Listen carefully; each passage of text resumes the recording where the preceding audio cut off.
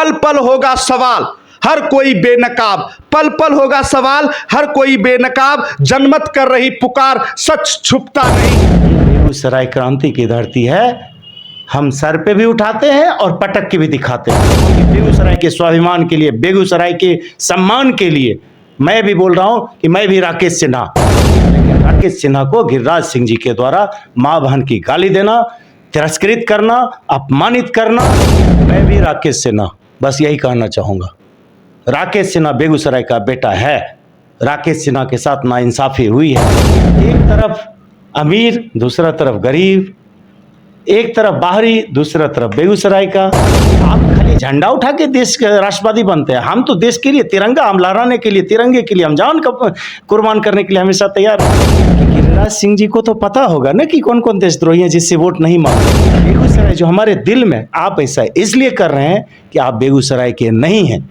आप यहाँ से अगर होते तो आपको बेगूसराय के लिए दूसरा दर्द होता। हम लोग तो राष्ट्रवादी आदमी हैं, हम लोग देशभक्त आदमी, हम जानना चाहते हैं कि इस बेगूसराय की जनता कौन कौन देशद्रोही है जिसको आप ऐसी गाली देते हैं। कभी आपने गिरिराज सिंह महोदय के मुंह से संसद में बेगूसराय के विकास के लिए 2 लाइन बोलते हुए हर मैंने देश की रक्षा की, और जब मैं बेगूसराय में रहने आया हूँ यही लोग हैं जिनकी रक्षा के लिए तो हम लगे हुए हैं। लड़के जो हैं ये कहीं न कहीं बेरोजगार हैं, गुमराह हैं, ब्रेन वॉश्ड हैं।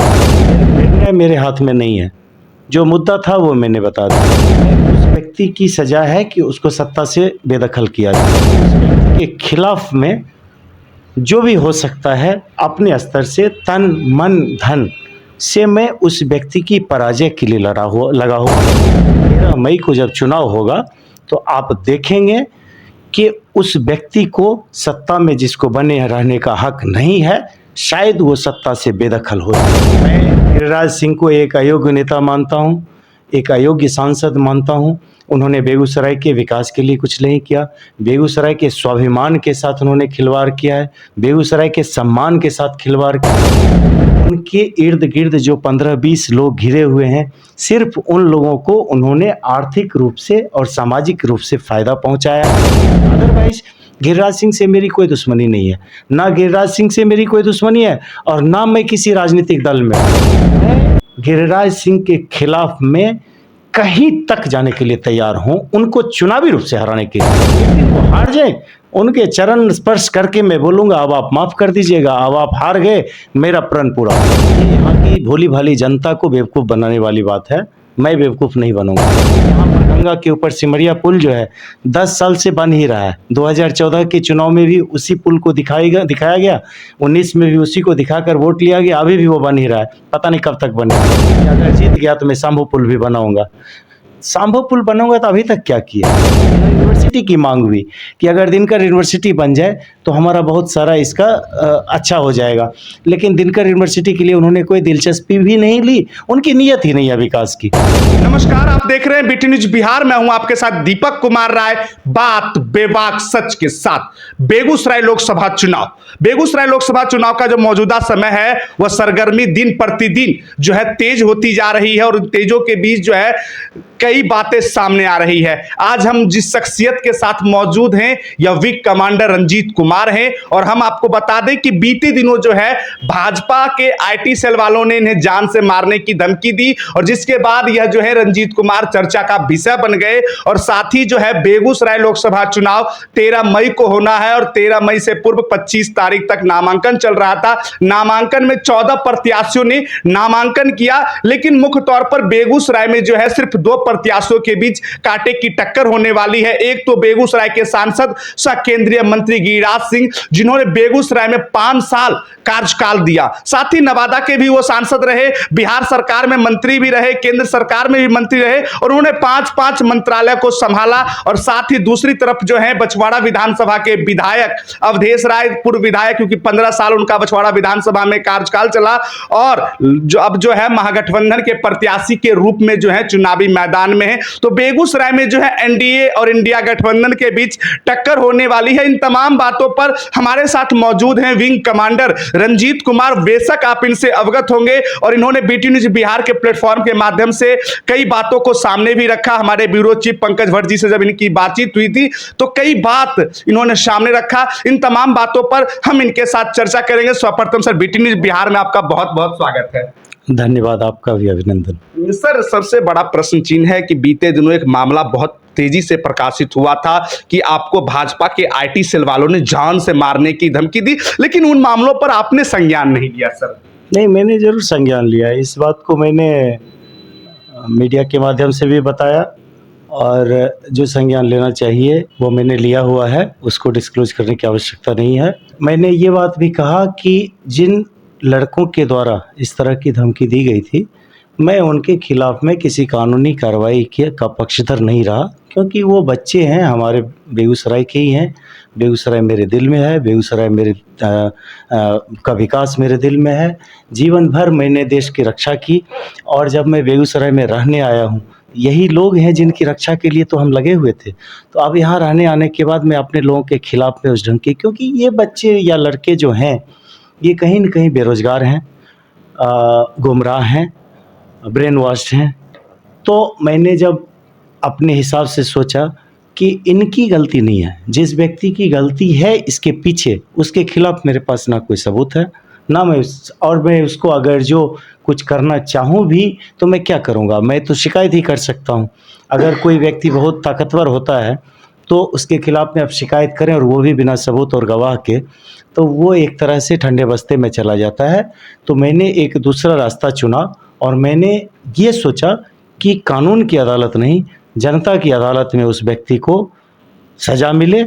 यहाँ की जनता, बेगूसराय के मेरे भाई बंधु, माताएं, बहनें, तमाम वर्ग, अगर उनको मेरी भावनाओं से जुड़ाव है तो वो निश्चित रूप से ऐसे कुकृत्य के लिए उस व्यक्ति को सज़ा दें जो सत्ता में रहने के कारण से ऐसा काम करने का दुस्साहस कर लेते हैं। सर, आपने कहा कि कानून की अदालत में ना सजा मिलकर जनता की अदालत में सजा मिलना चाहिए। बेगूसराय में तो कई ऐसे मामले आए, लेकिन जनता की अदालत में भी निर्णय नहीं हो पाता है। कोई बात नहीं, मेरे निर्णय मेरे हाथ में नहीं है। जो मुद्दा था वो मैंने बता दिया। रही बात व्यक्तिगत इसकी, व्यक्तिगत तौर पर मैं उस व्यक्ति की सजा है कि उसको सत्ता से बेदखल किया जाए, मैं उसके लिए प्रयासरत हूँ। मैंने उस व्यक्ति के खिलाफ में जो भी हो सकता है अपने स्तर से तन मन धन से मैं उस व्यक्ति की पराजय के लिए लगा हुआ हूँ। 13 मई को जब चुनाव होगा तो आप देखेंगे कि उस व्यक्ति को सत्ता में जिसको बने रहने का हक नहीं है, शायद वो सत्ता से बेदखल हो जाएंगे। सर, कौन से व्यक्ति की आप बात कर रहे हैं जिन्हें आप सत्ता से बेदखल करना चाह रहे हैं? जो सत्ता में है उनको बेदखल करना चाहते हैं। मैं तो सुशासन की भी सरकार और बेगूसराय में गिरिराज सिंह है। मैं गिरिराज सिंह की बात कर रहा हूँ। मैं गिरिराज सिंह को एक अयोग्य नेता मानता हूँ, एक अयोग्य सांसद मानता हूँ। उन्होंने बेगूसराय के विकास के लिए कुछ नहीं किया, बेगूसराय के स्वाभिमान के साथ उन्होंने खिलवाड़ किया है, बेगूसराय के सम्मान के साथ खिलवाड़ किया है। उनके इर्द गिर्द जो 15-20 लोग घिरे हुए हैं, सिर्फ उन लोगों को उन्होंने आर्थिक रूप से और सामाजिक रूप से फ़ायदा पहुंचाया है। यहाँ पर एक गुट बन गया है, एक ऐसी ताकत बन गई है जो ऐसा लग रहा है जैसे बेगूसराय को गुलाम बना लिया है। इसी घमंड और ताकत के बल पर उन्होंने मेरे पूर्व सैनिक के एक प्रतिनिधि मंडल को तिरस्कृत किया था, वहीं से ये मुद्दा उठा था। अदरवाइज गिरिराज सिंह से मेरी कोई दुश्मनी नहीं है, ना गिरिराज सिंह से मेरी कोई दुश्मनी है और ना मैं किसी राजनीतिक दल में हूँ। मैं दोनों ही बात बता रहा हूँ। अब ये बड़ा ही अजीबोगरीब नहीं लग रहा है? बिल्कुल। लेकिन मैं गिरिराज सिंह के खिलाफ में कहीं तक जाने के लिए तैयार हूँ, उनको चुनावी रूप से हराने के लिए। बाकी व्यक्तिगत कोई ये नहीं, एक दिन वो हार जाए, उनके चरण स्पर्श करके मैं बोलूँगा अब आप माफ़ कर दीजिएगा, अब आप हार गए, मेरा प्रण पूरा हुआ। सर, लेकिन गिरिराज सिंह तो कह रहे हैं कि हमने बेगूसराय में हजारों करोड़ रुपए खर्च करके बेगूसराय को विकसित बनाया है, और आप कह रहे हैं कि उन्होंने विकास का काम ही नहीं किया। बिल्कुल नहीं हुआ है। ये यहाँ की भोली भाली जनता को बेवकूफ़ बनाने वाली बात है। मैं बेवकूफ़ नहीं बनूंगा, मैंने पूरे देश में काम किया है। आप तुलनात्मक अध्ययन कीजिए, पूरे देश में विकास की क्या गति है। एक दिन में 1 किलोमीटर सड़क बन रहा है, यहाँ पर 100 किलोमीटर सड़क 10 साल में नहीं बन पाया। मैं पूर्णिया और बख्तियारपुर से पूर्णिया वाली रोड की बात कर रहा हूँ। बिल्कुल सर। यहाँ देखिए असम में जो ब्रह्मपुत्रा के ऊपर पुल बना, वो शिलान्यास से 2 साल के अंदर पूरा हो करके वो चालू हो गया। यहाँ पर गंगा के ऊपर सिमरिया पुल जो है 10 साल से बन ही रहा है। 2014 के चुनाव में भी उसी पुल को दिखाया गया, 19 में भी उसी को दिखाकर वोट लिया गया, अभी भी वो बन ही रहा है। पता नहीं कब तक बनेगा। और आप उस पुल को पूरा होने की बात तो छोड़िए, उसका मरम्मत भी पिछले 10 साल से चल रहा है। आप खुद ये इस बात को कवर किए होंगे। और दूसरा पुल जो था सांभो का पुल, जिसके लिए बीजेपी में ही क्रेडिट लेने की कई जगह बात हो रही थी, वो पुल लिस्ट में नहीं है, अभी के लिस्ट में नहीं है। और सांसद महोदय ने खुद ही जिस दिन उनका ये नॉमिनेशन था जीडी कॉलेज के मैदान से, खुद बोला, मैंने ये मीडिया में देखा था कि अगर जीत गया तो मैं सांभो पुल भी बनाऊंगा। सांभो पुल बनाऊंगा तो अभी तक क्या किए? दूसरा सड़क पुल ऐसा चीज़ देखिए, कई लोग बोलते हैं कि फर्टिलाइज़र चालू हो गया। फर्टिलाइज़र गिरिराज सिंह जी ने चालू करवाया, और फर्टिलाइज़र चालू हुआ भी नहीं है, वो हर्ल है। वो CIL, NTPC और IOCL का उद्यमी कंपनी है। इसको लोग, जनता क्यों नहीं समझ पा रही है? इसमें इसलिए नहीं समझ पा रही है कि उनको समझाने का प्रयास नहीं हो रहा है, उनको गलत रूप दिया जा रहा है। और उस उद्यमी कंपनी का अगर आप देखेंगे तो उसमें लोकल तब एम्प्लॉयमेंट की बात आ जाती है। पहले जब फर्टिलाइज़र था तो उसमें सिर्फ बीहट गाँव से हज़ारों लोग एम्प्लॉयड थे। आज हर्ल में पूरे इसमें कितने लोग एम्प्लॉयड है आप जरा पता कीजिए। लोकल एम्प्लॉयमेंट बिल्कुल नहीं है। एक प्राइवेट फैक्ट्री यहाँ पेप्सी की खुली, उसको बोला गया कि पेप्सी की फैक्ट्री जो है वो यहाँ पे आया है तो विकास होगा, नौकरी मिलेगी। और पेप्सी की फैक्ट्री में यहाँ पर कितने लोगों को रोजगार दिया गया है, ये आप ज़रा पता कर लीजिए। तो मैं इन सारे चीज़ों को जब बताता हूँ और दिखाता हूँ, फिर एक शिक्षा की बात आती है। इंफ्रास्ट्रक्चर ही सारा देखिए। शिक्षा की अगर आप बात देखेंगे, यहाँ पर बहुत जोर था कि हायर एजुकेशन हो। देखिए लोकल जो एजुकेशन है नीचे का, मिडिल स्कूल और हाई स्कूल, वहाँ तक तो किसी न किसी तरह काम चल जाता है। बट हायर एजुकेशन यहाँ जो पहले से जो ये कॉलेजेस थे वो बुरे हाल में चल रहे हैं। यूनिवर्सिटी की मांग हुई कि अगर दिनकर यूनिवर्सिटी बन जाए तो हमारा बहुत सारा इसका अच्छा हो जाएगा, लेकिन दिनकर यूनिवर्सिटी के लिए उन्होंने कोई दिलचस्पी भी नहीं ली, उनकी नीयत ही नहीं है विकास की। और आप देखेंगे दरभंगा जैसी जगह में एम्स खुला है ना, पहले से DMCH भी है, यहाँ पे क्या कुछ मिला है? पूरे 22 लाख की आबादी में, मतदाता की आबादी में बोल रहा हूँ, 22 लाख के मतदाता की आबादी में एक सदर अस्पताल है। आपको ताज्जुब होगा अगर आप देखते कि यहाँ पर निजी क्लिनिक ना होता, निजी डॉक्टर ना होते, प्राइवेट क्लिनिक्स नहीं होता, तो आज बेगूसराय को देखने वाला कोई नहीं होता। ये तो समझिए भले ही प्राइवेट प्रैक्टिस से उनको भी कुछ मुनाफा हो रहा है, वो अलग विषय है, लेकिन वो सरकार के पास, जैसे दिल्ली जाइए, दिल्ली में प्राइवेट क्लिनिक भी मिलेंगे, सरकारी अस्पताल भी मिलेगा। अब ये आपके ऊपर है कि आप कहाँ इलाज कराने जा रहे हैं। यहाँ तो कोई ऑप्शन ही नहीं है। सर जैसा कि आपने कहा कि दरभंगा में तो एम्स सिर्फ कागज के पन्नों पर बना हुआ है। देखिए दरभंगा के MP हैं, और यहाँ से जो MP थे वो ये मंत्री भी रहे, कैबिनेट मंत्री। इनका जो ये देखा जाए अहमियत, तो ये राजनाथ सिंह के बराबर के हैं, निर्मला सीतारमण के बराबर के, राज्य मंत्री भी नहीं थे, कैबिनेट मंत्री। क्या ये वो कागज के पन्नों का वो चीज़ बेगूसराय लाया जा सकता था? क्या इन्होंने कोई तत्परता दिखाई? कभी आपने गिरिराज सिंह महोदय के मुंह से संसद में बेगूसराय के विकास के लिए 2 लाइन बोलते हुए सुना है? सिर्फ ये हिंदू मुसलमान, भारत पाकिस्तान, इसको पाकिस्तान भेज देंगे, उसको भेज देंगे। अभी नॉमिनेशन के दिन उन्होंने बेगूसराय के मंच से बोल दिया कि मैं सभी कार्यकर्ताओं का आह्वान करता हूं कि मैं हारूं या जीतूं, किसी देशद्रोही से वोट नहीं मांगने जाना। तो इसका मतलब जो राज सिंह महोदय मंत्री जी हैं, उनको ये बात पता है कि बेगूसराय में कौन कौन है और कितने लोग देशद्रोही रह रहे हैं, और उन्होंने नाम भी नहीं बताया। कार्यकर्ता को बोला देशद्रोही के पास वोट मांगने मत जाना, मतलब कार्यकर्ता को भी पता है कौन कौन देशद्रोही है। तो भैया इसको ओपन क्यों नहीं करते? हम लोग तो राष्ट्रवादी आदमी हैं, हम लोग देशभक्त आदमी, हम जानना चाहते हैं कि इस बेगूसराय की जनता कौन कौन देशद्रोही है जिसको आप ऐसी गाली दे रहे हैं। ये बहुत जघन्य अपराध है, ऐसा नहीं करना चाहिए उनको। आप पब्लिक को, हमारे बेगूसराय जो हमारे दिल में, आप ऐसा इसलिए कर रहे हैं कि आप बेगूसराय के नहीं हैं। आप यहाँ से अगर होते तो आपको बेगूसराय के लिए दूसरा दर्द होता। इसीलिए मैं बोलता हूँ कि ये अगर जो सारी समस्याओं का ये है कि ये अगर बेगूसराय से इनको प्यार होता, बेगूसराय से होते, तो बेगूसराय की भावनाओं से जुड़े होते, इनकी भावना बेगूसराय के विकास की है ही नहीं। बेगूसराय के लोगों को ये बिल्कुल नीचा दर्जे का समझते हैं। सिर्फ ये 10-15 लोगों की एक जो ग्रुप बना करके यहाँ पर ये गुलाम बनाने का प्रयास कर रहे हैं और कुछ भी नहीं। तो सर यानी जो 22 लाख मतदाता हैं वो देशद्रोही हैं, पाकिस्तान परस्त है क्या? क्योंकि केंद्रीय मंत्री गिरिराज सिंह खुले मंच पर कह रहे थे और आपने भी यही बात कहा। नहीं, मैंने ये बोला कि गिरिराज सिंह जी को तो पता होगा ना कि कौन कौन देशद्रोही है जिससे वोट नहीं मांगना है, और वो कह नहीं पा रहे हैं। और वो कार्यकर्ता को पता है।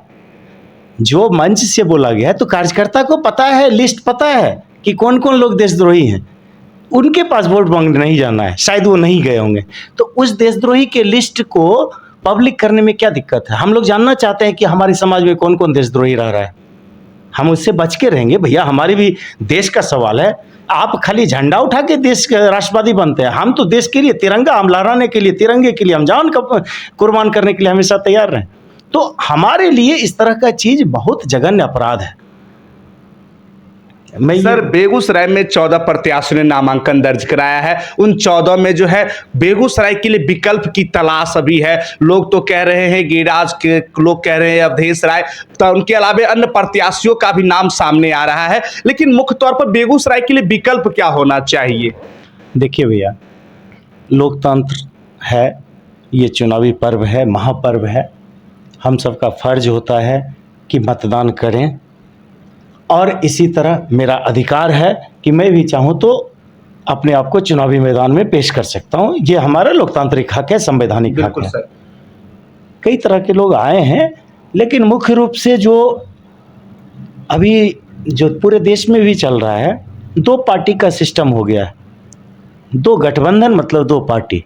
अभी सिंबल कुछ भी हो, अभी जैसे है अवधेश राय जी सीपीआई के सिंबल पे हैं, जिनको हसिया गेहूं की बाली का सिंबल है। लेकिन आज की डेट में बेगूसराय के 22 लाख मतदाताओं के लिए वो हसुआ गेहूं की बाली जो है, वो सिंबल जो लोग कांग्रेस को पसंद करते हैं उनके लिए भी है, जो लोग राजद को पसंद करते हैं उनके लिए भी है, जो लोग सीपीआई को पसंद करते हैं उनके लिए भी, सीपीएम के लिए भी, माले के लिए भी, वीआईपी के लिए भी, और जो लोग किसी को ना इन लोग ढंग से पसंद करते हैं और भाजपा को ना पसंद करते हैं, उनके लिए भी हसुआ गेहूं की बाली ही सिंबल है।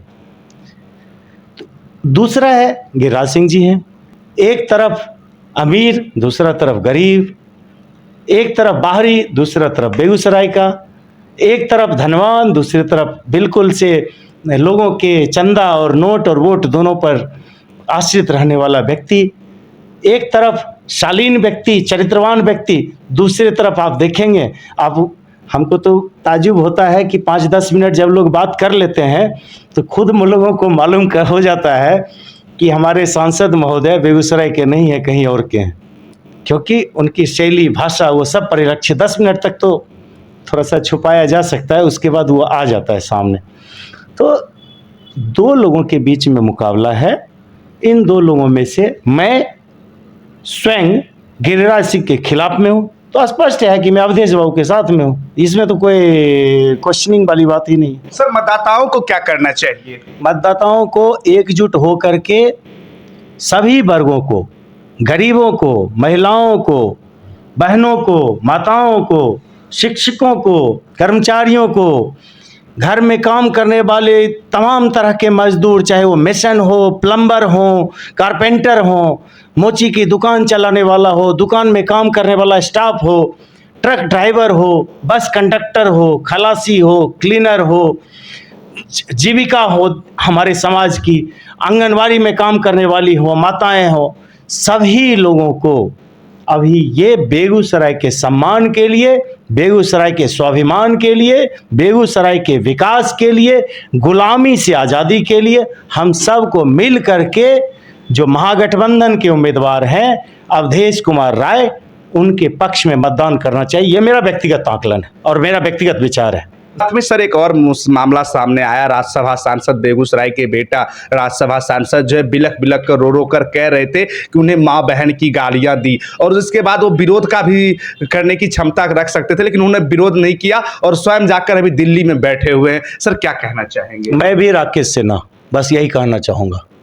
राकेश सिन्हा बेगूसराय का बेटा है, राकेश सिन्हा के साथ नाइंसाफी हुई है, टिकट नहीं मिलना था, नहीं मिलता, लेकिन राकेश सिन्हा को गिरिराज सिंह जी के द्वारा मां बहन की गाली देना, तिरस्कृत करना, अपमानित करना और इस तरह की बात करना, एक सज्जन व्यक्ति, विद्वान व्यक्ति, विवेकी व्यक्ति जो इस धरती के लिए पिछले 5 साल से राज्यसभा का सांसद रहते हुए भी यहाँ के तमाम लोगों से जुड़े रहे, ऐसे व्यक्ति को अपमानित करना मैं समझता हूँ बेगूसराय का अपमान है।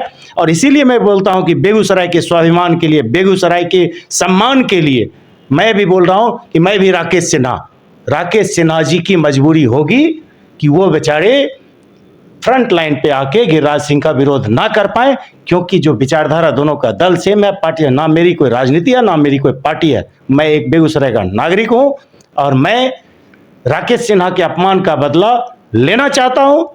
लेकिन मैं अब जो चूंकि राजनीति का ये दौर है, मैं पूर्ण रूप से तन मन धन से इसी बदले के लिए मैं अवधेश राय जी के साथ में खड़ा हूं। और मेरी तरह बेगूसराय के तमाम जनता को चाहिए, कृपया कर देखिए, एक चीज और मैं बताना चाहूंगा, पिछले चुनाव में गिरिराज सिंह जी 4.25 लाख वोट से जीते थे, ये भी इतिहास बन गया। हमने उनको सर पे उठाया, हम लोगों ने भी वोट दिया था, बिल्कुल सर, मैंने भी उनके पक्ष में वोट किया था। बिल्कुल सर, भैया आपने तो हमें कहीं का नहीं छोड़ा, आपने हमें बिल्कुल लज्जित कर दिया। तो ये बेगूसराय क्रांति की धरती है, हम सर पे भी उठाते हैं और पटक के भी दिखाते हैं, और ये इस बार साबित होगा। और आपको मैं एक और चीज बोल रहा हूं, मेरी तरह के हजारों ऐसे लोग हैं जो बीजेपी में हैं, लेकिन वो गिरिराज सिंह के खिलाफ वोट करेंगे। आप देखिएगा चुनाव का रिजल्ट यहाँ की जमीन खिसका देगा, मैं आपको विश्वास दिलाता हूँ। भावनाएं सबकी हैं, हम लोग बहुत ही स्वाभिमानी आदमी हैं। बेगूसराय की धरती, ये खून, यहाँ का रक्त जो है, लहू बहुत ही स्वाभिमान वाला रहा है। यहाँ पे जितना आप देखे होंगे लड़ाई झगड़ा भी, वो सब स्वाभिमान के लिए ही हुआ है। कभी हम लोग किसी चीज़ के हासिल करने के लिए नहीं लड़ाई की है। तो इसलिए इस बार एक क्रांतिकारी परिवर्तन आपको देखने को मिलेगा। तो हमारे साथ मौजूद थे विंग कमांडर रंजीत कुमार। इन्होंने क्या कुछ कहा वो तो आपने सुना ही। 13 मई को चुनाव होना है और बेगूसराय में 2 प्रत्याशियों के बीच कांटे की टक्कर होगी। एक तरफ एनडीए के सांसद गिरिराज सिंह, तो दूसरी तरफ 3 बार रहे विधायक अवधेश राय, और दोनों प्रत्याशियों के बीच कांटे की टक्कर होगी। हमने पब्लिक ओपिनियन भी आपको सुनाया और साथ ही बीटी न्यूज बिहार ने एग्जिट पोल निकाला है, जिस एग्जिट पोल में बेगूसराय का 7 विधानसभा सीट है, जिसमें 4 पर जो है महागठबंधन का कब्जा है, 3 पर जो है एनडीए का कब्जा है। लेकिन दोनों पार्टियों में आपसी छेद नजर आ रहा है। एक तरफ जो है कांग्रेस कहीं ना कहीं महागठबंधन से दरकिनार हो रही है, तो एनडीए में कहीं ना कहीं जदयू भी दरकिनार हो रही है। तो देखना है, 13 मई को मतदान होगा, 4 तारीख को रिजल्ट होगा। उस रिजल्ट में बेगूसराय का क्या होता है, इस बार पुनः फिर एनडीए अपना किला जमाती है या फिर महागठबंधन जो है सफलता प्राप्त करती है। तो हम आपको बेगूसराय से जुड़ी हुई एक एक खबरों से अवगत कराएंगे। तो हम आपको बता दें, पल पल होगा सवाल, हर कोई बेनकाब, पल पल होगा सवाल, हर कोई बेनकाब, जनमत कर रही पुकार, सच छुपता नहीं। तो आप हमारे साथ लगातार बने रहिए, देखते रहिए BT news Bihar. Cameraman Ranveer Kumar के साथ दीपक कुमार राय की रिपोर्ट।